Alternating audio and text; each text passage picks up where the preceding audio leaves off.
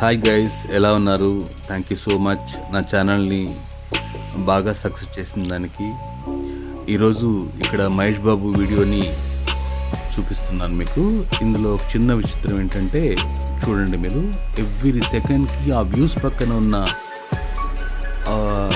Numeric ఏదైతే ఉందో ఆ సంఖ్య ప్రతి ఒక్క సెకండ్కి చేంజ్ అవుతూనే ఉంది. చూడండి, 281, 308, 328.